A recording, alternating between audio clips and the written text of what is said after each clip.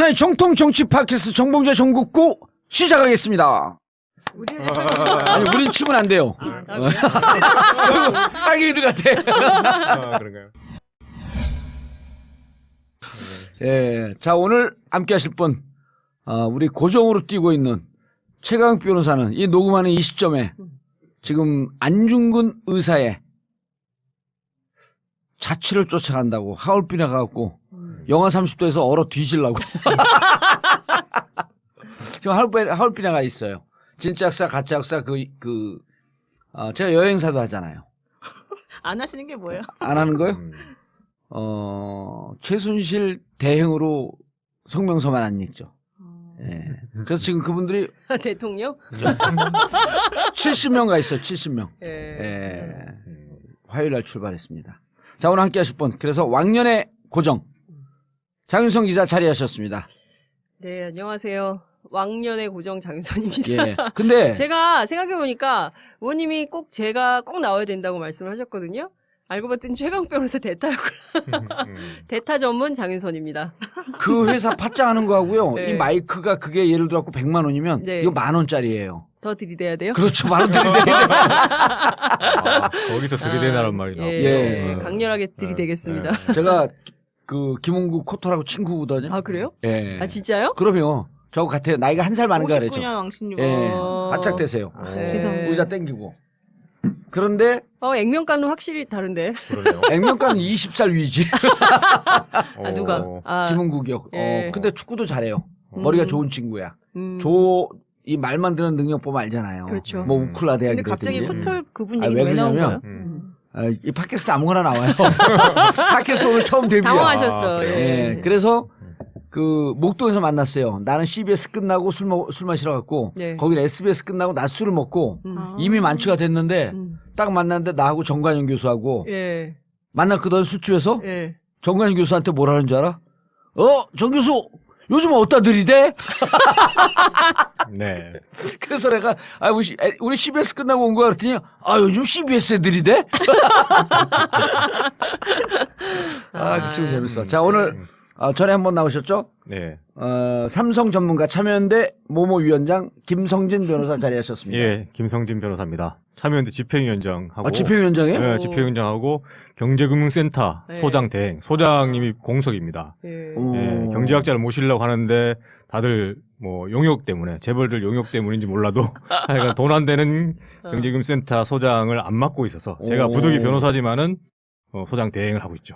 참여연대 집행위원장이면 높은 자리 아니에요? 참여연대 굉장히 출신 아니에요? 제가 참여연대 출신인데 집행위원장이면 고위직이죠. 네, 제가 좀 그리고 옛날에 초고속 승진 케이스입니다. 예, 그 경제개혁센터는 정말 여러 사람이 들이대고 싶어했던 네. 조직인데 지금 들이대는 사람이 아무도 없어서 안 들이대고 있어서 네, 저만 이제 김 변호사님 집행위원장이 하시는 정확히 하는 일이 뭐예요? 참여연대 정책을 집행을 하죠. 집행하는 걸 총괄을 하는 거죠. 정책 예. 집행을 총괄하는. 그러면 여기 없으면 집행이 안 돼요. 네. 그러니까 돈을 집행하는 건 아니고. 돈은 없어요 저기. 상임집행위원회 회의를 주관하고 예. 거기에 대해서 이제 사회를 보면서 전체적인 참여연대 의사결정을 이제 도출하는 총괄하는. 역할. 그 예. 그러면 순수하신 거 아니면 뭐 정치하시려고 그러시는 거예요? 순수 뭐 저는 월급 안 받고 있습니다. 누구 돈 받고 하는 게 아니기 때문에. 목소리가 살짝 떨려요. 네. 아니 근데 지금 뭐 소개도 안 받고 막 들이대는 들이대나- 한때 예, 예, 예. 변협 예. 대변인이었었죠. 수석 대한변협. 대변인이었습니다. 수석 대변인 공부도 잘했나 봐. 아니 그 수석은 머리가 돌이다 이런 거 아니에요? 수석 대변인 출신 노영희 변호사님 자리하셨습니다. 예, 안녕하십니까. 아무 직함이 없는 노영입니다. 예. 아니 그런데 요즘 보면 네. 제가 헌재 특검 다 팔로우 하잖아요. 네. 우리 노영희 변호사님이 변호사 중에서 제일 열심히 특검과 헌재의 자료를 가장 성실하게 네. 팔로우 하는 것 같아요. 아이고 부지런하신 분이죠. 예, 진짜요. 왜냐면 우리도 최강욱, 이재화 쟁쟁한 나름대로 변호사들인데 이 인간들이 예. 헌재 물어보면 헌재만 알고 특검 물어보면 특검 말고 두 개를 다 꿰뚫는 인간들이 별로 없더라고요. 네. 변호사들이. 네. 그 무척 성실해. 그리고 그럼요. 오다가다 우리가 TBS에서 만났거든요. 네. 네. KBS. 오다가다. 예. 예. 그다음에 교통길에. 그래서 최강욱이 오늘도 저도 만났죠. 네. 그렇죠. 최강욱이 이렇게 얘기해요. TBS에서 날마다 가서 거기는 찍세래. 쫙 구두를 묶어오는 거야 내가. 예. 그래갖고 그 중에 괜찮은 사람 있으면 딱 찍어갖고 전국구로 모셔와갖고 네. 여기선 닦는 거야, 딱새. 그다음 여기서 딱 공부가 이제 끝나. 그럼 여기서 엑기스를 싹 갖고 와서 외부자들에서 던다. 야, 예. 괜찮은 근데 경제적으로 전략이네요. 사시는 것 같은데. 네, 대단히 음. 괜찮은 전략이에요. 근데 무척 공부를 많이 하게 돼요. 예. 특히 TBS에서 예, 가갖고. 예, 예. 네, 그 데일리 시사 프로그램을 한다는 거는 굉장히 도움이 많이 되는 거예요. 그래서 한번 했었잖아요, 네. 일주일 동안. 옛날에 아. 김한길 씨, 김한길 전 대표가 예. 그런 얘기를 하더라고요. 자기가 라디오, 아침 라디오를 하고, 그리고 일주일 프로그램 무슨 대담 프로를 하고, 그리고 신문 칼럼을 썼대요. 똑같은 음. 내용. 예, 그러니까 정봉주 의원님하고 비슷한 패턴으로 자기가 그걸로 되게 짭짤했다고 얘기를 했었습니다. 그러니까 하나의 컨텐츠를 가지고 여기저기서 계속 돈을 버는 구조였군요. 그렇죠. 돈 버는 것보다도 일단 하나를 갖고 얘기를 하고 들으면서 쭉 정리가 돼요. 그렇게 정리가 되면 이제 그걸 좀 디테일하게 알아야 되잖아요. 네. 그럼 이제 디테일하게 자료를 하는 거는 보통 이제 외부자들 같은 경우는 작가가 11명이에요. 오, 맞네요. 예, 근데 저는 그 작가들과 협의는 하지만 자료 조사는 또 다른 데서 합니다. 아, 또 의원님 다른 분이 예. 해주세요. 연구원들이 5명 있어요, 또. 아. 그래서 제가 주제가 떨어지면은 그거를 단톡방에 올려요. 그 연구원들은 어디 소속이냐면 윈지코리아.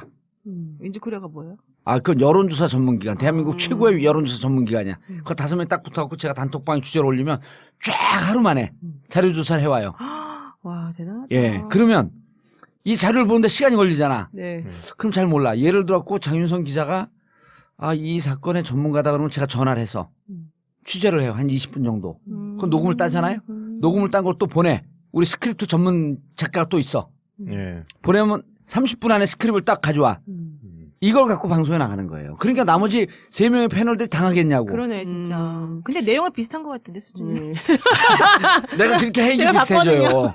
내가 그렇게 헤이지 비슷해. 아. 그 사람들 놀면서 하고 나는 노력을 헤이지. 그냥 내가 얼마나 되게 이게 겸손하시게 또 갑자기. 아니 모두가 근데 갑자기 제가 바뀌네. 그 정봉주 의원님이나 노 변호사님에 대해서 높이 평가하는 이유가 저는 취재를 하는 게 직업이잖아요. 예. 그러니까 직업인이 직업을 하는 건 너무 당연한 거잖아요. 예. 물론 이제 우리가 좀 이따 얘기할 그 판사님의 경우에는 이제 직업인이 직업적 역할을 제대로 못해서 예. 비판을 하겠지만 그 두 분 되게 취재를 열심히 해요. 예. 정봉주 의원님은 막 아무 때나 전화를 하세요. 아무 예. 때나 막 예. 들이대요. 예. 그래서 뭐 이거 장 기자 이거 어떻게 되는 거야? 좀 알아봐. 막 그러고 노 변호사님도 보면 예. 그 법 쪽에 상당히 취재를 마당발인 하신다. 것 같아요. 예. 예. 그래서 참 영역 대변인 예. 마당발이시죠. 가외 업무를 이렇게 열심히 한다는 가외 거에 업무를. 대해서 아니 근데 높이 평가합니다. 저는 이제 이게 노 변호사님은 공부 잘했을 거 아니에요. 장 기자도 그렇고 여기 아니, 저 김성진. 공부 저 못했어요. 못했는데요. 못했어요. 거기서 못하는 정도하고 그 수준이 틀려요. 저는 152명 중에 151등으로 졸업했습니다. 고등학교를. 고등학교 뭐 경기고등학교 나오셨어요? 저 뺑뺑이에요. 뺑뺑이. 뺑뺑이네. 그것도 그러면 끝에서 2등. 차석. 예, 차석이야. 밑에서. 쉽지 않습니다. 쉽잖아요. 그러니까 중2 때 책을 딱 놨어요. 천재구나. 그 4년 동안 공부를 안 하고 재수 삼수하면서 그때 공부를 해서 대학을 간 거예요. 근데 그러니까 외대 갔잖아요. 훌륭하지. 외대. 그땐 좋았어요, 대학이. 그러니까 이게 아주 고시 공부할 시기에 축적돼 있는 지식이 아니니까 깊이 이렇게 뭘 외우고 뭘 알고 뭐 예를 들어 우리나라 역사를 고등학교 중학교 때 이렇게 외웠어야 될 거 하나도 안 외웠거든. 그냥 모르는 거예요, 그런 거를. 근데 어떻게 잘하세요, 근데? 그래서 유일하게 간 과가 영어는 늦게 배워도 관계없거든. 그래서 영어과를 간 거예요. 영어를 늦게 배워야 돼. 아니 근데 의원님 굉장히 머리가 비상하신 게 진짜. 뭐 저도 가끔 까먹거든요. 예. 제가 의원님보다 어린데도 숫자, 날짜 이런 거 자꾸 까먹거든요. 근데 네. 그 이번에 보면 최순실 관련해서 이재용을 만난 날짜, 뭐 예. 정확하게 시간 뭐 이런 거를 하나도 안 틀리게 기억을 하시더라고요. 그거요. 집에 가서 장윤성 기자 잘 때 저는 외워요? 2시간 자거든요. 밤새 외워요, 밤새. 아, 정말요? 그러면 또 잊어먹고 또 외우고 잊어먹고 또 외우고 아. 장윤선 기자가 외워야 될 시간을 투자하는 거에 10배 투자한다고 보면 돼요. 졸리다. 그러니까 전 답답해. 안 외워져요, 저는. 계속 듣고 있어야 되니까 이런 그러니까요. 말을. 저는 예. 아예 의식적으로 언제 외운 들어가나. 적이 없는데. 여기 봐. 전안 이제 또 외워지죠. 느닷없이 깔때기를 들때 자기는 의식적으로 외운 적이 그래서 없대. 요즘 안 외워져요. 옛날 걸로 다 묶고 살아줘도. 아. 옛날 법지식. 옛날에 네. 고등학교 때 배웠던 게 다 생각나거든요. 저는. 법지식을 고등학교 때 어. 배웠다고? 아니 그러니까 상식적인. 주로 오늘 모든 강의 뭐 어디야? 아니, 나 신기해서 그냥 물어보는 거예요, 내가. 제가 99년도에 사법시험이 됐으니까 한참 됐죠. 공부한 게. 음. 그 이후로는 그냥 그때 공부했던 그냥. 아니 노영희 변호사님 오늘 팟캐스트 데뷔 전이에요. 처음 근데, 왔어요. 근데 안 떨고 있어. 아니, 난 사실 그러니까. 여기 이 전국구라는 게 뭔지도 몰랐어, 솔직히 말하면은. 예. 근데 물어보니까 이게 팟캐스트라는 거예요. 그래서 음. 팟캐스트가 뭐냐 또 그래서 다시 예, 물어봤지. 예. 내가 공부하고 들어왔어요. 그래서. 예. 어. 바짝 들이대세요. 좀 더 가까이 오시라는 뜻이에요. 아, 민망합니다. 네. 그런데 네. 정말 자 삼성 들어가 보시죠. 이게 오늘 지금 오늘 새벽에 기각이 됐잖아요. 네. 그래서 이제 바로 지금 녹음하는 시간이 19일. 19일 저녁 8시. 한두 시간 있으면 바로 올립니다, 이거를. 거의 편집 없이. 왜냐면 호해니까. 사람들이 많이 언론에 나오는데 나오는 거 다 볼 것 같죠. 요즘 분들은 그걸 안 봅니다. 들어요. 보는 건 유일하게 카드 뉴스 같은 거 보고. 그래서 그 활자로 나가는 것보다 이렇게 네. 듣는 게 그쵸, 그게 훨씬 편하죠. 더 빨리 퍼지고 그리고 이제 우리 보통 한 200에서 300만 이렇게 왔다 갔다 하는데 그렇게 많이 들어요? 와, 대단하시네. 이거 폭발적이 그렇지. 사람들이 거짓말하는 것 같아서 가끔씩 제가 또 캡처해갖고 다 이렇게 퍼뜨려. 얼마씩 들었는지. 그런데 이걸 듣는 분들 내가 늘 강조했는데 오늘 처음 나오셨으니까 설명을 드리면 예. 이 방송을 듣는 사람들 그 전에 이제 오피니언 리더 뭐 이런 얘기 쓰잖아요. 근데 그런 표현 전 안 써요. 이 방송을 듣는 사람들 지식의 중간 유통자들입니다. 자기가 알고 있는 거 최소한 주위에 10명, 20명에게 설명할 능력이 되는 사람들. 그러네. 또 퍼날리게 하는 사람들. 꽤 수준 있는 분들이 듣기 때문에 그러니까, 예. 주식의 최종 소비자가 듣는 조선일보 이런 거하고 상대가 안 되는 거예요. 한 에피소드를 오늘 삼성 얘기하잖아요. 요걸 200만이 듣는다고 생각을 해보세요. 이거 완전 전문가 되는 거지. 그러네, 진짜. 예. 저도 텔레비 뉴스 인터뷰 이렇게 나가는데요. 예. 많이 볼 것 같지만 전화 한 통 안 와요. 예. 근데 요 팟캐스트 여기 딱 나오고 나서는 전국구 여기. 예, 많이 진짜. 많이 듣고 정말 어. 야 거기 나왔다고 출세했다고. 아니 이제 노영희 네. 변호사한테 이렇게 네. 전화 올 거예요. 네. 아니 노 변호사 방송 나가는 건 괜찮은데 정봉주 가까이 하면 그거 위험하지 않아? 그럴 때 답을 딱 한마디만 해주시면 뭐라고 돼요. 할까요? 정권 교체를 예감하고 보험 들었습니다. 네. 보험 사업도 하시는군요. 은근 웃겨. 아재 개그인 것 같은데 아니야. 예. 오늘 뭐가 되네요. 네. 자, 조의연 판사 24기 네, 조의연 판사님. 남대전 고등학교 출신 서울대 8학번 최강욱 1년 선배. 다 외우셨네, 진짜. 아니 네. 이제 더 깊게 털 게 있는데 그거는 주갤러 애들이 털 거고요. 주갤러들한테 이미 지시했어요. 털어라. 예. 근데 지금 털 게 없대 이 양반이. 되게- 아주 소심한 분이라 그러던데. 일밖에 안 하니까. 그런데 왜 일단 네. 김 변호사님이 삼성 네. 전문가니까 네. 왜 표면적으로는 왜 기각을 한 거예요? 표면적으로 있는 그대로. 범죄에 대한 어떤 자기가 확신이 안 된다 이런 것 같습니다. 근데 자기가 확신을 가지는 게 구속영장 여부의 판단의 기준이 아니거든요. 자기가 유죄 확신이 안 든다고 해서 그게 구속 사유가 없다고 할 수는 없어요. 구속이라는 것은 이 수사 절차에서 이 사람을 잡아두는 것이, 이 사람의 자유를 제한하는 것이 필요한 것인가 아닌가를 판단해야 되는 거거든요. 예. 그렇다면 이 사람이 혐의가 있어야 돼요. 일단 무슨 중죄를 저질렀다는 것에 대한 혐의가 있어야 되고, 거기에 플러스해서 증거인멸이나 도주우려 이런 것들이 있어야지 이 사람을 잡아둘 이유가 생기는 거죠. 예. 수사를 더 적극적으로 하기 위해서 이 사람을 그냥 놔두면은 증거인멸하고 도망가고 하면 안 되니까 그걸 잡아두는 게 바로 구속이에요. 예. 그 구속 사유는 사실 간단하거든요. 중대한 범죄를. 그러니까 이 사람이 유죄일 것 같으니까 영장을 발부하고 그런 무죄 게 같으니까 아니라는 영장을 거죠. 기각하고 이건 아니라는 거 아니에요? 그 확신이 안 들더라도 이 사람이 중죄를 범했다는 것이 어느 정도 인정이 되는 것 같고, 그리고 나서 이 사람을 놔주면은 증거를 막 인멸하고 돌아다닐 것 같고, 예. 그러면 잡아둬야 된다는 것이죠. 그게 바로 구속수사의 어떤 필요성을 법원이 영장을 내주면서까지 그런 것들을 이제 권한을 준 것입니다. 법원에게. 그 권한을 제대로 행사하지 않았다는 걸로 저는 비판할 수 있겠습니다. 예. 근데 그걸 좀 동의하기가 어려운 부분이 있네요, 확실히. 예. 왜냐하면 이제 그 우리 영장 전담 판사님이 법원에 이렇게 딱 새로 그러니까 선임이 아니라 딱 새로 부임을 하게 되면 그 판사님하고 친한 사람들을 이제 변호사들이 주변에 있을 거 아니에요? 예. 그분들 사무실이 이제 되게 번잡해져요. 그렇죠. 그 기수, 특히 같은 기수, 뭐 같은 고등학교. 예. 근데 왜 그러느냐 하면 그 구속을 시킬지 말지를 오로지 그분이 다 전적으로 모든 권한을 행사하기 때문이라는 거죠. 네, 맞습니다. 그러니까는 예를 들면은 지금 이 시스템 같은 경우는 그 부장판사님이 혼자 이 큰 사건을 그냥 혼자 단독적으로 판단했다는 것 때문에 오는 문제일 수가 있는 거지. 사실 그 아까 말씀하신 것처럼 뭐 본인이 뭐 이 구속할 정도까지 확신이 쓰지 않는다라고 하는 건 잘못이다. 이거는 제가 보기에는 조금 위험한 발언이 아닐까 생각이 들어요. 왜냐하면 사실 그래요. 뇌물수사라고 하는 것은 좀 어려운 수사 아니에요? 어려워요. 어렵고 증거도 없고 뇌물 줬다고 자백한 사람 누가 있습니까? 원래는 없어요.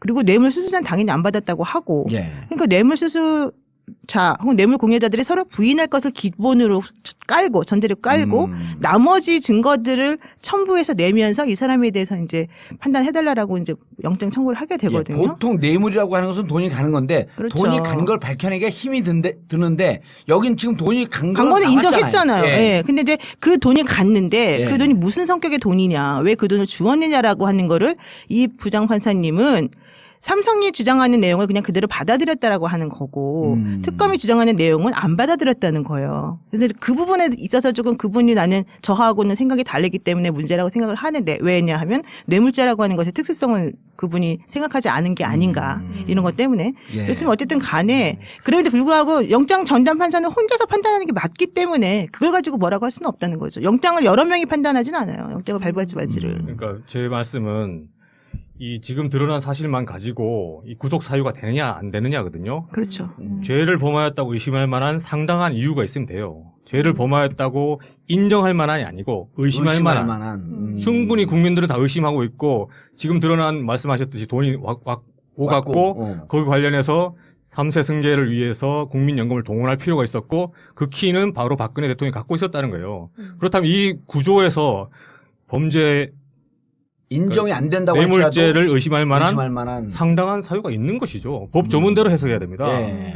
그런데 뇌물죄만 가지고 지금 요 구속영장을 기각했거든요. 근데 지금 문제된 거는 횡령도 있어요. 있었잖아요. 횡령을 회사 돈 가지고 회사의 이익이 아닌 총수 일가의 이익을 위해 쓰면 그게 바로 횡령이거든요. 그렇죠. 그런 행위를 분명히 했어요. 97억이라고 지금 얘기가 되는데 그런 거에 대해서는 판단이 없죠, 지금. 아하. 그리고 국민들이 다 들었습니다. 청문회에서 거짓말하는 거. 그래서 국회가 고발까지 했습니다.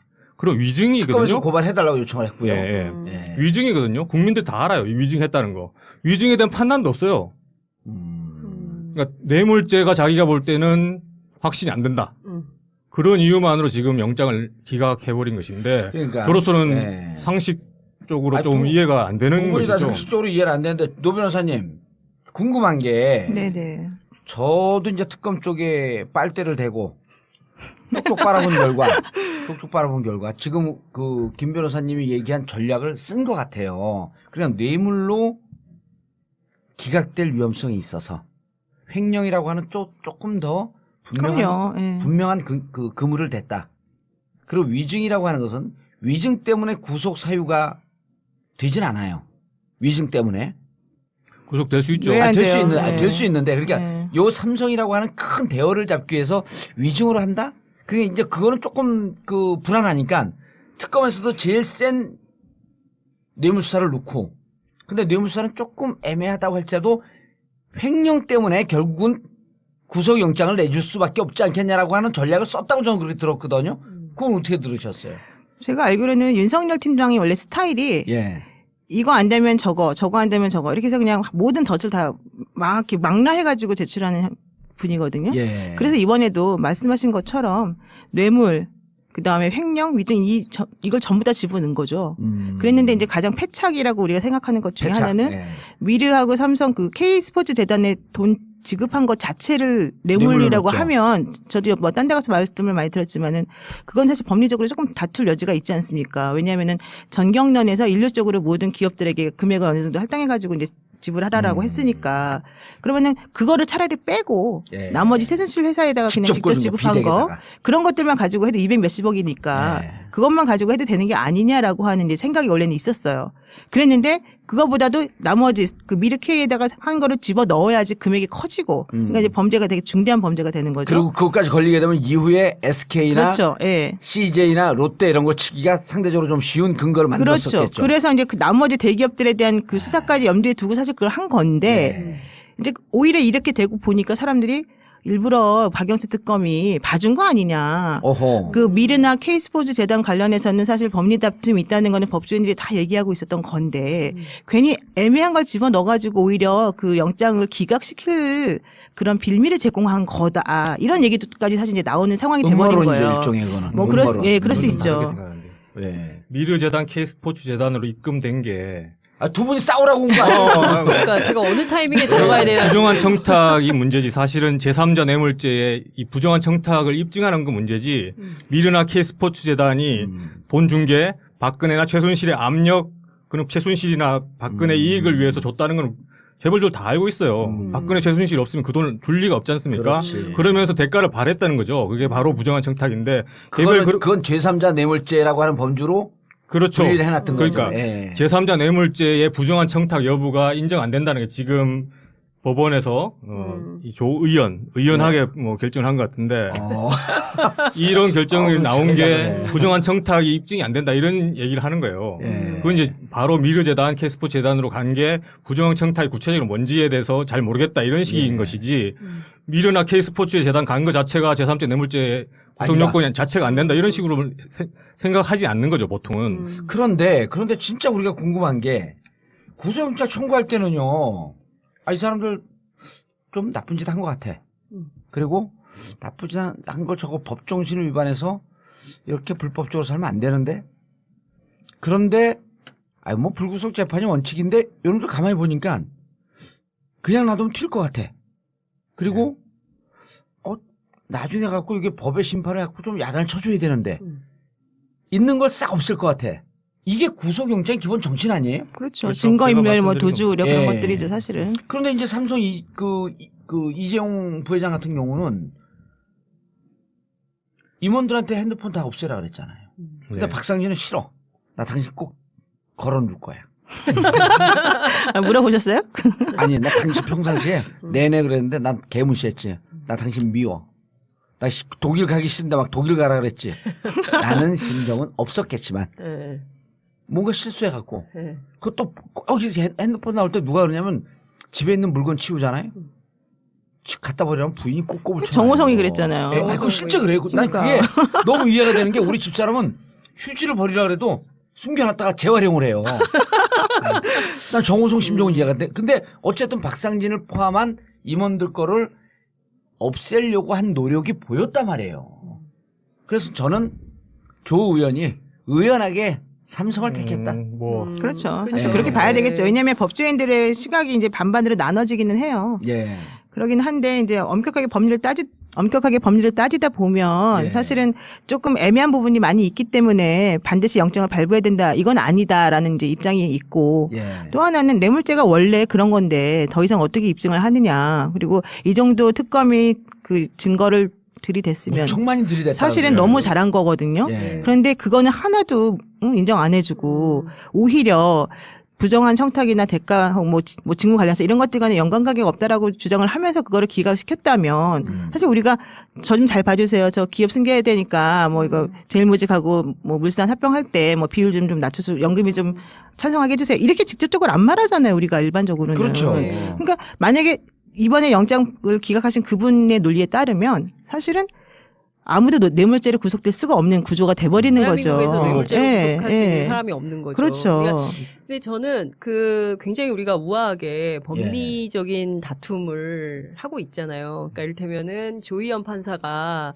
법리적으로 막 이런 것들을 고려해가지고 고매하게 영장 기각 사유를 썼다 네. 이렇게 생각하고 우리가 막 이렇게 우아하게 막 그리고 평가를 분석을 하고 있는 그리고 거잖아요. 이러잖아요. 상당히 꼼꼼하게 법리를 따지는 판사로 알려져 있다. 그건 그 한마디로 뭐라고 하는 줄 아세요? 그런 걸? 언론의 책임.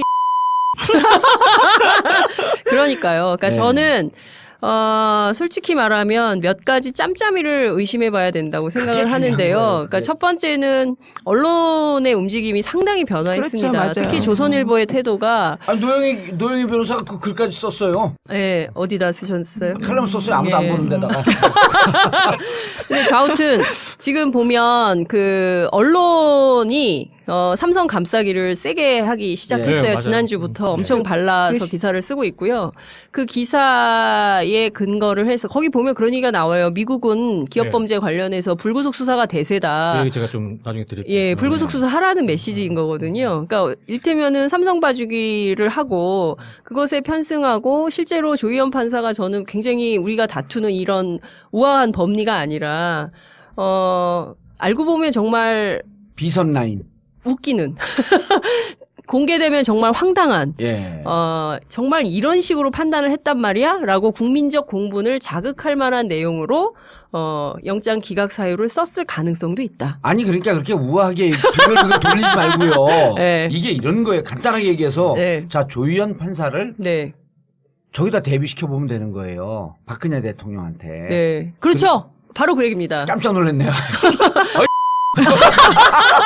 제가 그 얘기를 하려고 그랬어요. 그러니까 조희연 판사를 박근혜 대비시켜 놓으면 그럼 최순실이 누구예요, 그러면? 최순실은 조희연 판사를 움직이는 삼성 법무팀장이겠죠. 예, 삼성 관련된 누군가가 그렇죠. 삼성 있겠죠. 법무팀장은 예. 누군가 있겠죠. 이거는 그냥 순수하게 우리가 추정을 해보는 건데 처음에 최순실이 국정농단에 하고 그랬을 때 그걸 누가 믿었어요? 예. 대통령이 설마?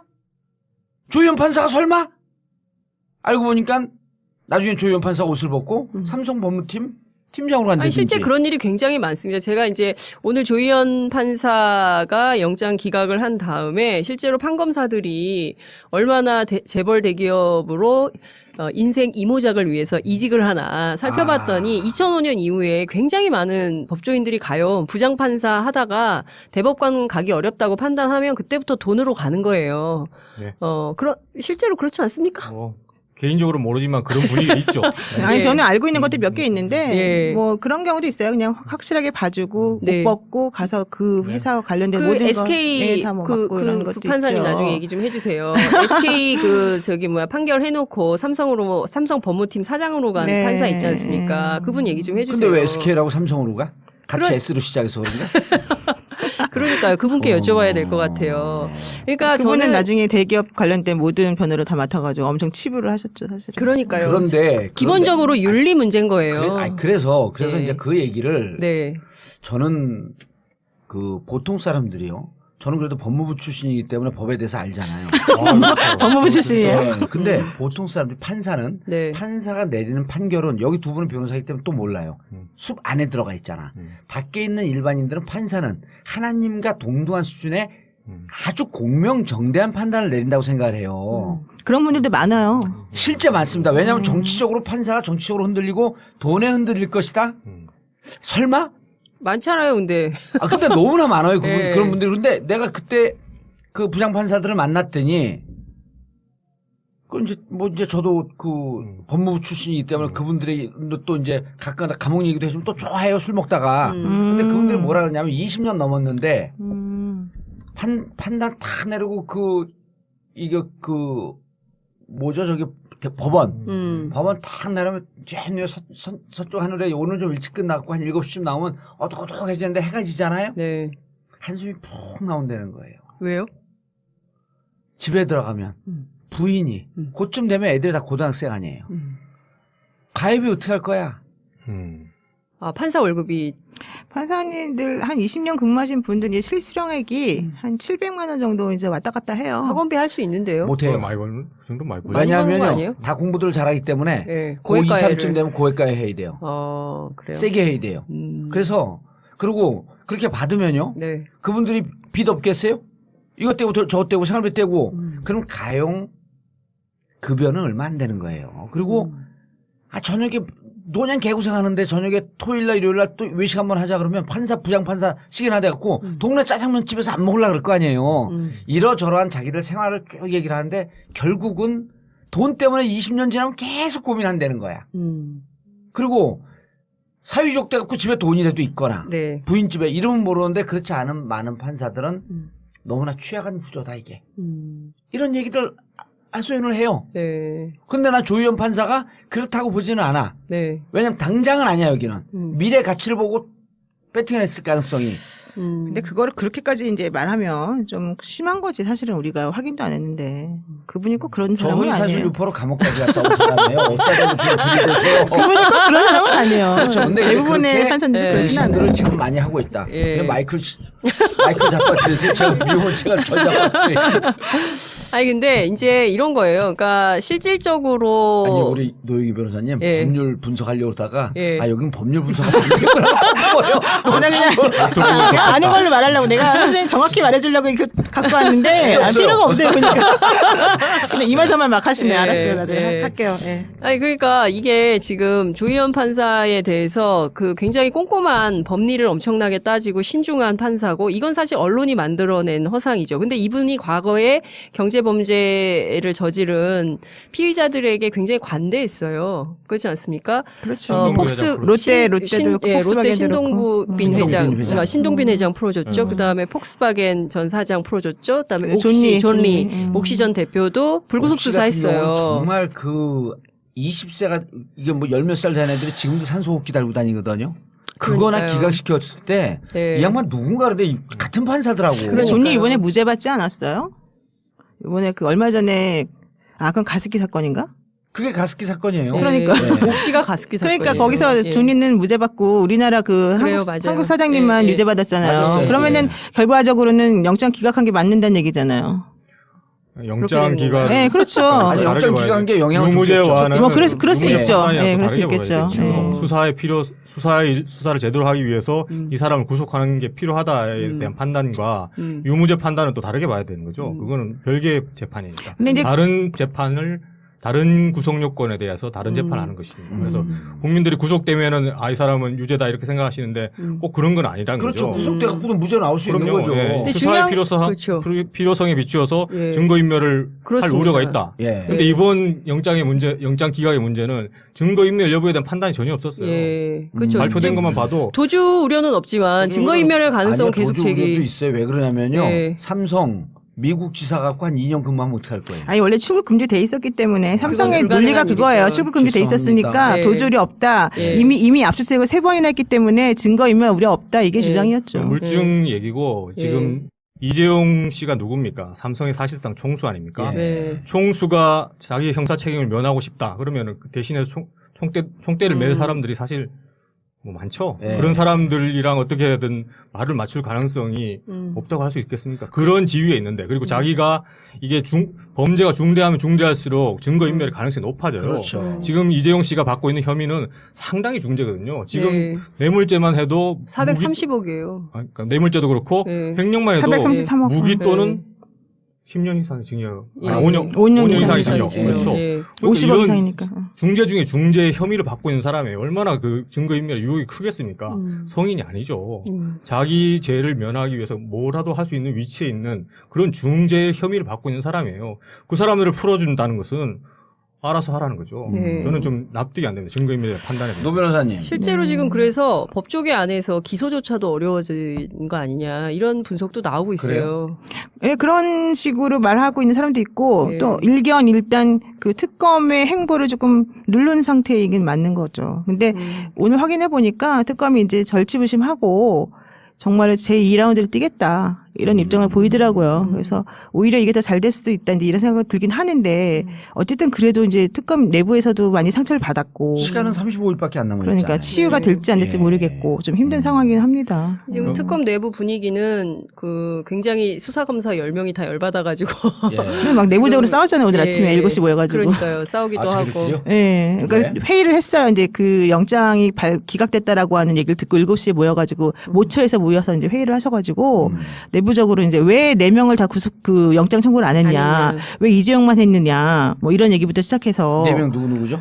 그뭐 장충기, 최지성, 장충기, 박상진, 이재용. 네. 근데 그 사람들이 사실 어찌 보면은 그때 그 전에 해설할 때는 신의 한 수였었다. 왜냐하면 실질적으로 박상진 그다음에 최지성, 장충기 이분들은 회사를 책임지고 있는 분들이기 때문에 아니죠. 미전실 관계자들이죠. 사실상 미전실 미전실 그렇죠. 미래전략실 미래전략실. 보좌하는 예, 총수를 비서실, 보좌하는 사람. 비서실이죠. 그러니까 이를테면 옛날에 네. 이건희 회장이 전략기획실이라는 이름으로 재벌을 관리했잖아요. 몇 퍼센트 지분도 안 가지고 있으면서 전체 그룹을 다 지배하고 있었잖아요. 그 역할을 하던 게 이제 전략기획실인데 그 이름만 바꿔가지고 미래전략실이라고 해서 같은 업무를 하고 있는데 그 핵심 인물들이 이번에 최순실 사건에 전부 다 개입이 됐던 겁니다. 예, 근데 그왜 제가 단천냐 하는 거 안 하고. 말씀을 다 드리면은 이제 11일부터 사실은 이 이재용에 대해서 해야 되냐 말아야 되냐 내부적으로 논의가 있었단 말이에요. 그리고 이제 그 이전에 이미 박상진이라든가 뭐 최 뭐 그분하고 뭐 여러 명들을 다 이미 조사를 했었었잖아요. 최지성, 네. 장충기. 예. 그 원래는 그 전 얘기는 사실 장충기가 다 안고 간다는 거였어요. 원래는. 그렇죠. 예. 그러다가 이제 여의치 않아졌죠. 왜냐면은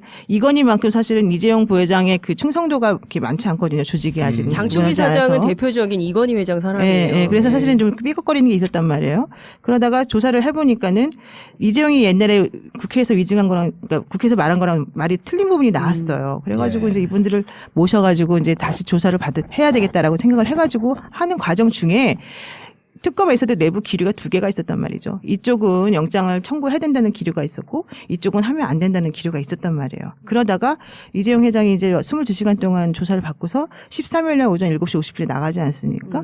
그때 이제 이규철 특검부가 오후에 브리핑을 하면서 이제 법과 원칙대로 하겠다라고 얘기를 하죠. 예. 그러다가 이제 뭐 그 영장 청구에 대해서는 내일 정도에 결정하겠다 이렇게 말을 해요. 예. 13일 날. 그러다가 미뤄져가지고 결국 이제 16일 날 정도에 하게 된 건데 그 와중에 계속해서 서로 이제 그 내부적으로 이 사람에 대해서 영장을 청구하는 게 맞냐, 4명을 다 해야 되냐. 원래는 4명에 대해서 똑같이 하겠다라고 얘기를 했었어요. 처음에는. 예. 그러다가 그렇게 되면은 이 3명을 진술하고 이재용의 진술이 다른데 이 둘의 진술이 다르기 때문에 한쪽은 사실 거짓말이고 한쪽은 진실일 텐데 4명을 다 청구하는 게 말이 맞냐 이런 것도 하나가 있었고 또 하나는 지금 삼성이 이렇게 4명을 다 구속시켜 버리게 되면 경영에서 문제가 생기고 특히 예. 외국에 지금 추진하고 있는 그것도 문제가 생기고 삼성을 상대로 해서 주주들이 전부 다 소송을 걸 것이다 외국계 그 사람들이 조선일보도 그게 과연 되겠는데 이런 논리도 있었던 아니 근데 그 논리가 이 내부에서도 이제 논의가 있었었다는 거죠. 잘못된 논의죠, 사실은. 예, 그 얘기를 좀 이제 들어볼게요. 그러다가 결과적으로는 그러면 안 된다. 우리가 원칙대로 가야 된다라고 하면서 대신에 이 3명에 대해서는 이 3명은 그래도 이정하고 말을 다르게 해서 제대로 좀 뭔가 좀 내놓은 게 있으니까.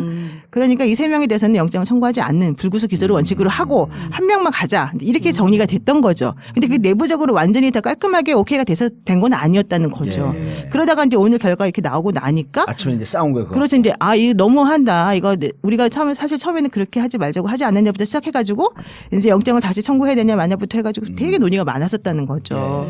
그래서 지금 사실 약간 불협화음이 이제 있는 거였는데 사실은 이런 결과를 누구도 뭐 원했던 건 아니죠. 특검 예. 내부에서도 여러 가지를 고려해서 이제 판단을 한 예, 거니까. 알겠습니다. 그 삼성. 예. 사실은 4명을 다 이 구속 사유에 비춰서 구속영장 신청 여부를 결정한 다음에 다 신청을 했어야 되는 거고 거기에 대해서 특검이 경제를 고려한다. 이거는 사실 난센스거든요. 특검의 존재 이유가 뭡니까? 죄 지은 사람들 처벌하기 위해서 특검이 국민들 횃불 들어가면서 촛불 들어가면서 추운데 떨면서 만들어내는 게 특검이거든요. 그런데 그 삼성이 사실 총수의 비서실에 불과합니다. 여기 예. 몇 명 사람들은 삼성전자 적법한 경영자들 3명이나 있어요. 아주 날고 긴다고 하는 각 분야의 전문가가 삼성 전체를 경영하고 있어요. 삼성전자를 경영하고 있어요. 삼성전자 경영 아무 문제 없습니다. 단지 총수를 보좌하는 비서들 몇 명밖에 안 되는 거예요.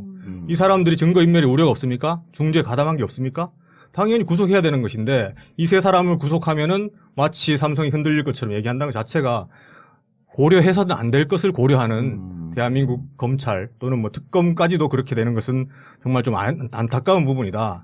예. 사법 절차에서 고려할 것은 이 사람이 죄가 있냐 없느냐지, 이 사람을 봐줘야 되느냐, 이 사람 재산이 어떻게 되느냐, 이 재산 관리 어떻게 하느냐 이런 거 걱정할 필요는 없다는 것이죠. 알겠습니다. 장 예, 기자님, 근데 예. 이 재판부가 네. 아까 우리가 얘기하다가 이제 그 노 기자님 동의하지 않아서 노 기자님이래. 노 변호사님이에요. 기자 안 했었어요? 하도 여러 가지 질문을 한다고 그래갖고. 지금 작가 활동하고 있잖아, 작가. 네. 그런데 실제로 재판부가 우리가 그 얘기 그 판사들 얘기하다 말았는데 네. 취재를 했잖아요. 그 삼성 주위에 네. 이 장학생들? 로비 들어갈 수 있는. 예, 장학생도. 아니, 근데 그 장학생들 삼성뿐만 아니라 장학생은 누군지 티가 안 나잖아요. 안 드러나잖아요. 드러나나요? 아니 2004년부터 삼성 뭐. 아니 근데 그거는 지난번에 2008년인가 2004년에 한 번 있었고 2007년에 한 번 있었고. 김용철 변호사가 다 변호사 양심 폭로를 선언으로, 했잖아요. 그래서 네, 이제 많이 이미 드러났죠. 그거는 다 드러난 옛날 것이고 실제로 그래요. 삼성에 입사해서 과장 정도 되면 그 다음부터는 사돈의 팔종까지 아는 사람 다 적어내라고 해서 실제로 정계에 관리를 있는 한다. 사람, DB로 언론에 있는 사람. 친구들 뭐 친구들 해가지고 기자들. 한다. 뭐 기자, 뭐 판검사, 뭐 이런 거 다 로비 대상인 거죠. 실제로 그걸 모르는 사람은 없을 거예요. 한국에 사는 사람들 중에. 그렇기 때문에 중요한 것은 특검에서 수사를 하면서 삼성의 로비를 안 받았다거나 전화 한 통 안 받았다거나 뭐 그 부분은 뭐 한마디 그거는- 말할 게 있는데 예. 하도 전화가 많이 와서 예. 정말 전화를 착신 정지시켰어요. 특검이. 그리고 그건 박영수 특검 얘기인 거잖아요. 네, 그러니까 박영수 일종의 특검. 수사검사들이나 특검보나 어마어마할 거 아니야. 그게. 관계자들이한테는 전화가 무지하게 많이 예. 갔다라는 얘기가 있어요. 근데 그게 뭐 그 자체로 뭐 로비냐 아니냐. 저도 전화 받았어요. 저도. 삼성에서요? 친하다고? 삼성에서? 삼성의 임원한테 받았어요. 왜냐면 왜- 방송 나가서 얘기를 많이 하니까. 수사 상황에 대해서 알려달라고. 그거는 취재네요. 오늘 이제 이거 나가면 그 전화 안 올 거예요. 정봉주 그래서 하지 말라 그랬어요. 너는 나를 뭐 선임도 안 하면서 물어만 보냐는 그래서 선임을 잘했어요. 하든가. 예. 나를 선임하던가 그랬더니 연락이 딱 끊어져. 진짜. 삼성 법무팀에 데려가든가. 아니 그러니까 정말 그때부터 연락이 둘이 딱 뭐 지금 끊어지는 거야. 짬짬이 하는 거야 왜 그래? 아니, 삼성에서 그러니까. 연락 올 정도면 예. 대단한 거죠. 예, 아유 예. 정보통이거든요. 옛날에 검사들 중에도 딱 두 부류로 나뉜다고 했어요. 예. 삼성 돈 받는 그렇지. 검사랑 안 받는 관리 안 사람하고. 받는 검사랑. 어. 그 받는 검사는 저도- 엘리트. 아 그래요? 제가 저도- 법무부 있었거든요. 그렇죠. 아, 법무부에 있었어요. 저도 법무부 출신입니다. 오 엘리트예요? 그럼요. 공익법무관 아니야? 공익근무원? 공익법무관. 공익 근무는 아니고 공익 법무관이라고. 아. 공익법무관 뻔하지 뭐. 아, 군 법무관 있을 때? 네, 군법무관 법무관- 못 간 사람 가는데 이런 거 못 있어요. 간다기보다는 옛날에. 법무부에서 제가 강금실 장관이 계실 때 같이 아. 그때 대통령 탄핵 심판이 진행될 때 아, 그때 제가 법무부 있었죠. 저 강금실 장관 있을 때 같은 법무관이면 네. 무능한 거예요. 그거. 아니 근데 이번에 잠깐만 연차가 돼서 하는 거니까. 그 네. 칭찬해줄 만한 거 하나가 뭐냐면 아까 지금 그 장 기자님 말씀하신 것 중에 얘기 네. 하나 말았는데 그게 네. 뭐냐면은 그 전화 한 통 안 받는 사람이 없다 그랬잖아요. 네, 그 말이 네. 맞는 게 그 이번에 삼성 그 변호인단들이 사실은 전부 다 그 특검들하고 태평양 다 출신. 라인들이 있잖아요. 예. 문강배 예, 변호사는 그렇습니다. 특검보로 원래 그 뭐 나왔던 사람이고 예. 추천됐던 오 사람이고 변호사도 그렇고요. 예. 오광수 변호사도 마찬가지로 예. 이제 특검보를 하마평 있었던 사람이고 예. 뭐 그런 식으로 당연히 다 맞춤형 변호사들이 다 들어간 거죠. 그러니까요. 그럼에도 불구하고 그 특검 수사 간 거야. 그럼에도 불구하고 그 수사팀에서도 영장 청구해야 된다라고 얘기를 했었었고 네. 특검도 영장 청구해야 된다고 해서 간 거잖아요. 네. 그 모든 여러 가지 그거를 간건 다- 잘한 거예요. 간 건. 그러니까 그러니까요. 그렇게. 제가 얘기할 시간이 없어요. 예. 그래서 저는 미안합니다. 제가 요 빨리 해서 얘기까지만 끝날 때 할게요. 됐어요. 예. 죄송합니다. 빨리 하고 올려야 삼성의 로비가 특검에는 안 통했는데 예. 그렇죠. 법원은 통한 거예요. 그 얘기를 하려니까 빙글빙글 돌다가 그 아니 얘기가 제가 얘기를 하려고 그러면 공익근무원 그게 얘기하고 아니라요. 이러니까 그게 자꾸 아니라 배가 산으로 가. 문제가 주기적으로. 뭐냐면 예, 예. 그 얘기가 좀 그 위험한 발언이니까 누가 딱 껴들면 다른 데 같으면 조용히 하세요. 내가 끝내고 얘기하세요. 근데 오늘은 위험하니까 그냥 지는 척하고 가만히 있어. 아니에요. 거기- 그렇지 않아요. 예. 저 그게 비겁한 사람 아닙니다. 아니 비겁한 그거 사람 제가 아닌데 보장해요. 비겁한 예, 여기지 비겁하지 아니에요? 않아요. 예. 예. 뭐라고요? 아니 얘기를 뭐라고요? 말을 끊어 자꾸. 얼른 얘기하세요. 지금 이거 호에 듣는 예. 사람들 열받으니까 우리 웃으면 안 돼. 아니 그러니까 이런 거예요. 그러니까 삼성이 삼성 출입 기자들을 상대로 무슨 얘기를 하고 있냐면요. 법원은 우리가 관리가 가능한 조직이다라는 말을 심심치 않게 한다는 거예요. 아니 그래서 저는 정말 굉장히 맞았어요. 위험한 발언을 삼성 출입 기자들에게 하고 있는 겁니다. 삼성 그 임원들이 기자들에게 기자들한테 삼성 관계자들이 흘리는 거죠. 그러니까 예. 무슨 얘기냐면 그 정도로 법원이 만만해 보이는 거죠. 삼성한테는.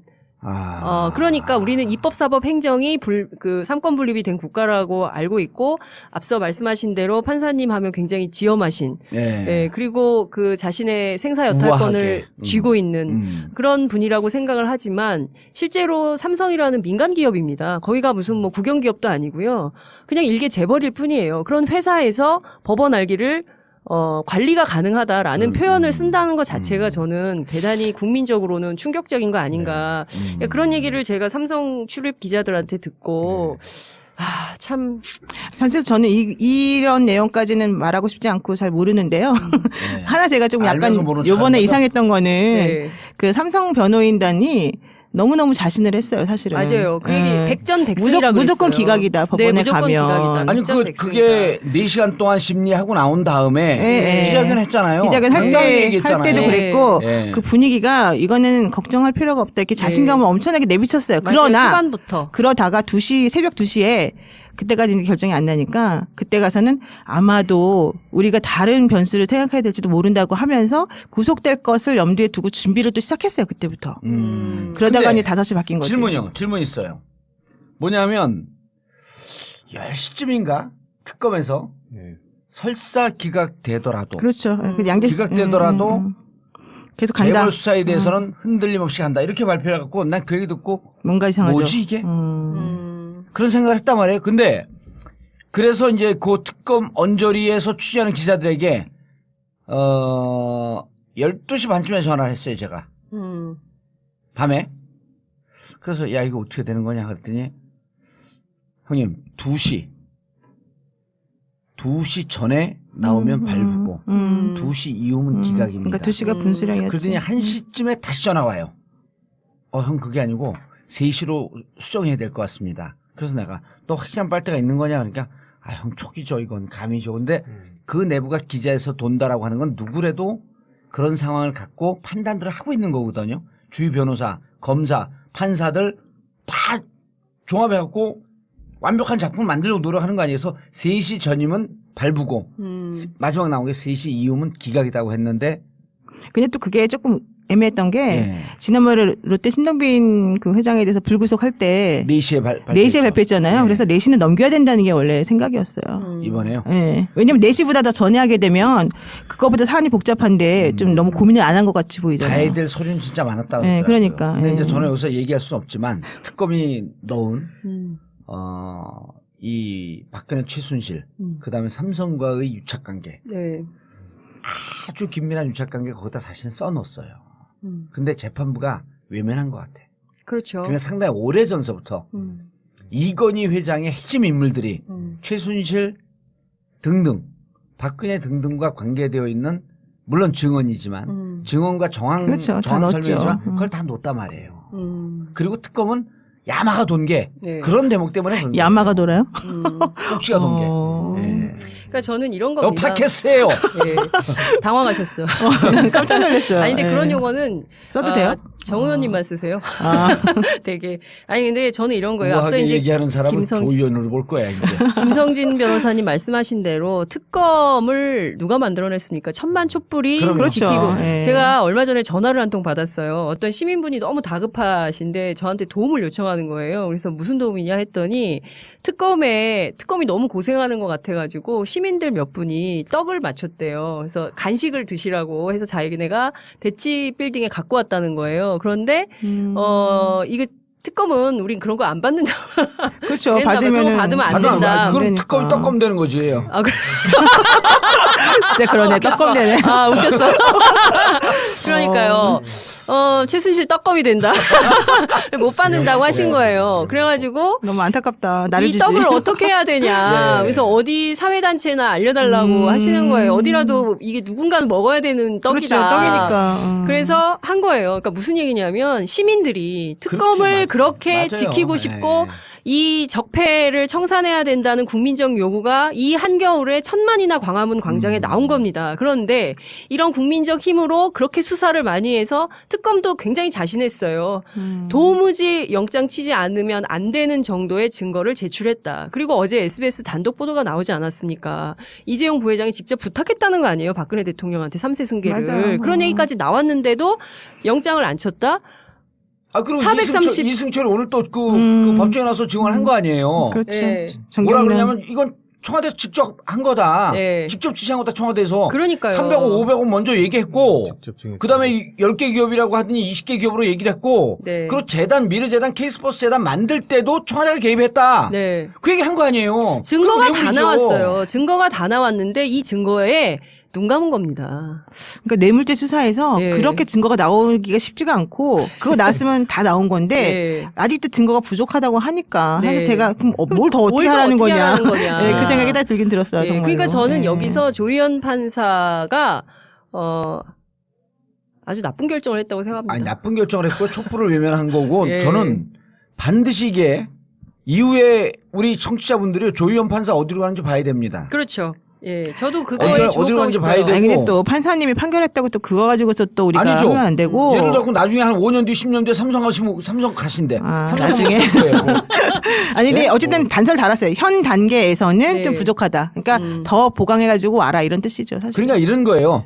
지난주 보니까 춥다고 촛불 10만밖에 안 나왔으니까 다시 100만 나오면 조금 고민해보겠다.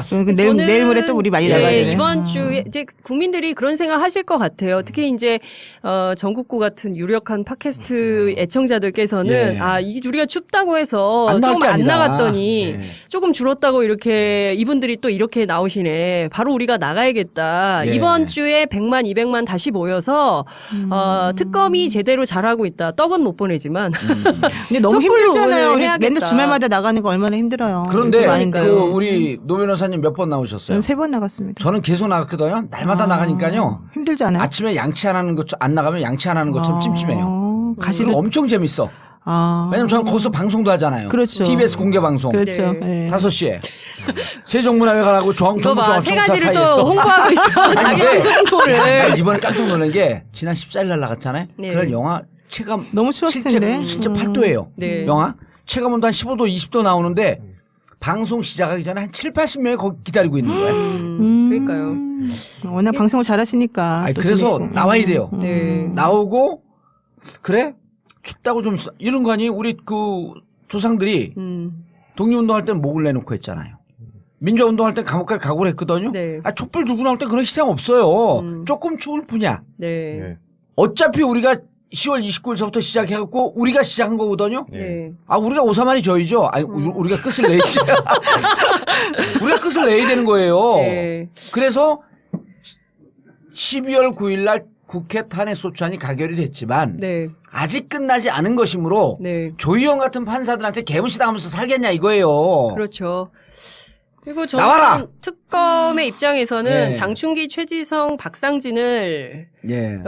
다시 또 입건한다고 하죠. 예, 입건한다고 하지만 저는 그 일종의 승부수를 띄운 거라고 생각해요. 이 세 사람은 종범에 그렇죠. 불과하다. 주범인 이재용을 잡겠다. 예. 그리고 이 승부수를 띄운 것에 대해서 조희연 판사가 저는 일부 무시한 거라고 생각을 합니다. 그래서 이런 결정에 대해서 저는 이게 굉장히 역사적으로 중요한 중요한 거죠. 결국엔 보세요. 그 삼성이 3세 승계를 가는 동안 이렇게 엄청난 불법을 저지르고, 예? 뇌물이 430, 일반인들은요, 4억 3,300만 원도 만지기가 어려워요. 그런데 예. 433억의 뇌물을 갖다 주고도, 불구속 된다. 이러면, 이런 나라에서 어떻게 삽니까? 아니, 장 기자님, 우리 여기 예. 그 저는 김성진 변호사가 준 자료를 이제 갖고 쭉 이렇게 봤더니 네. 96년도에 증여를 네. 60억 8천만 원을 받아요. 그게 그게- 종잣돈이 되는 거예요, 이제 승계에. 그렇죠. 이 60억 8천만 원이 18년이 지난 2014년에 얼마가 되는 줄 아세요? 1조 1천억이 돼요. 세금 얼마나 세금? 16억이요. 16억. 그러니까요. 16억 내고 1조 1천억이 되도록 우리 국민들의 이 그 피아 이걸 다 쇠고로 빨아갖고 네. 그다음에 뭘 했습니까? 2015년도에 국민연금을 동원해서 그러니까요. 자기 승계를 마무리 짓잖아요. 그리고 대통령한테 승계 도와줘라. 그 대통령 말씀 자료에서 난 이 조희연 판사 진짜 골 때리는 게 7월 25일 날 말씀 자료에 우리 그 당신들 승계 기분 마무리해라. 네. 그랬죠. 잘 이해하는 우리 정권이 있을 때 승계 마무리해라. 네. 근데 그 말씀 자료가 있었는데 조희연 판사 있는 거 아니에요. 말씀 자료가 있다고 해서 했다라고 하는 증거는 없지 않습니까? 그게 이제 그러니까 엄격한 그 증거가 얘기를- 벌어지려면 그렇죠. 그 얘기를 청와대 출신들이 뭐라고 얘기하냐면 말씀 자료는 그냥 말씀 말씀 자료가 아니라는 거예요. 무슨 얘기냐면 이 말씀 자료 대통령 말씀 자료가 그냥 누구 한 사람이 띡 써가지고 이거 읽으세요 이렇게 주는 게 아니라 이 말씀 자료 한 장을 만들기 위해서 행정관부터 시작해서 수석 쫙 모으잖아요. 다 모여서 회의를 몇 차례를 예. 해서 만들어낸 공동의 작품이고 실제로 이 여기에 담긴 의미는 굉장히 크다는 겁니다. 근데 그거에 대해서 법조인들이 간과하고 있다는 거예요. 이게 얼마나 엄청난 증거인지에 대해서 조희연 판사가 이게 뭐 그냥 얘기한 거 아니야? 그래서 구체적으로 무슨 증거가 있어? 뭐 이렇다는 말씀 거죠. 말씀 자료는요. 설사 이게 말하지 않아도요. 네. 언론에 다 노출된 겁니다. 그렇습니다. 말하지 않고 갖고만 있었어도 이 말씀 자료 말을 한 거예요. 근데 막상 현장에서 했는지 확인도 안 되지 않냐? 이게 진짜 하다 보니까 승질나네. 진짜 이번 조의원 조의원입니다. 조의원? 조희연 아니에요? 조시현하면 교육감인데요. 조의원 의원한 우리 조의원 예. 판사님이 우연하게 한 건 했지 뭐. 축하한다. 이- 가라 삼성. 영장 기각에 그 네가 가라 삼성. 뭐 고려한 것 중에 하나가 이제 삼성 총수를 구속시키면은 삼성이 망하는 거 아니냐 이런 걱정을 네. 좀 하신 것 같아요. 아, 근데 전국 오히려 분야 얘기 반대인데. 못하게 할까봐. 근데 사실은 얘기하세요. 그거 하고 오사만 엄청 줄게. 엄청 준비해요. 삼성을 살리기 위해서는 예. 총수를 구속시켜야 됩니다. 지금 총수가 한 잘못을 아, 월요일서부터요? 구속영장 청구하는 날까지 네. 주식 계속 뛰었잖아요. 그런데다가 그럼에도 불구하고 계속해서 언론에서는 구속되면은 예. 경제 어려진다. 해외 부패 방지법 적용돼서 삼성이 망한다. 삼성전자 수출 못한다. 이런 식의 근거 없는 얘기를 하거든요. 예. 그 거기에 근거 없다고 약간- 노 변호사가 썼어요. 아, 아무도 안 그러시네. 보는 데다가. 정말 저도 급하게 야 해외 부패 방지법 그거 뭐야? 봐주세요, 좀. 되는지 예. 알아보자 해가지고 제가 미국 변호사한테 급하게 리서치를 해가지고 알아보니까 그거는 적용 대상이 아니라는 거예요. 삼성전자 같은 경우는. 왜요? 미국에서 외국- 사업을 외국 제대로 하기 위해서 기업이잖아요. 예. 한국에다 뇌물 줬으면은 미국에서 시장 점유율을 높이고 돈을 더 벌어먹기 위해서 한국에 뇌물 줬으면은 미국 법이 관여할 필요가 있는데 한국에서 지가 뭘 하든지 간에 경영권 세습을 위해서 뇌물 뿌렸다. 이거는 미국과 전혀 관계없다. 미국 장사랑 전혀 관계 없다는 것이죠. 근데 왜 자꾸 미국 부패방지법으로 처벌받을 그러니까 수 있으니까 안 된다고 그런 얘기를 하는 게 바로 언론이죠. 언론 플레이죠. 조선일보가 그렇게 써대요. 그걸 어떻게 알고 그런 시나리오를 그걸 쓰는지 누가 줬겠어요 그 자료를? 저는 삼성에서 준 거죠. 뭐 알아서 라고 라고 의혹을 추정을 지금 할 수 있지. 삼성 공식적 입장은 아, 변호사님 두 분 적용 계시니까 사항이 안심이 없다는 돼. 것인데 그런 식으로 언론에서 계속 조선일보 쓰니까 뭐 여러 이제 텔레비 신문 텔레비 거기도 막 나오더라고 뉴스로. 텔레비는 아니고 텔레비전. 네, 제가 좀 텔레비에서 그리고 근데 정말로 삼성을 살리기 위해서 무엇이 필요한지를 알아야 예. 됩니다. 지금 삼성 총수가 한 짓 때문에 삼성 브랜드가 엄청나게 떨어졌거든요. 그럼요. 거기다가 지금 삼성에 대해서 회사 돈을 가지고 뇌물 줬어요. 자기 돈 한 푼도 안 나왔습니다. 그렇습니다. 횡령. 횡령. 회사에 엄청난 손해를 끼친 거죠. 예. 주주들한테 손해를 끼치고. 배임. 네. 거기에 상응한 처벌이 이루어져야지 음. 회사를 자기 장기판을 졸처럼 지금 부린 거 아니에요? 예. 손해를 끼쳐가면서 네. 졸은 죽어도 돼.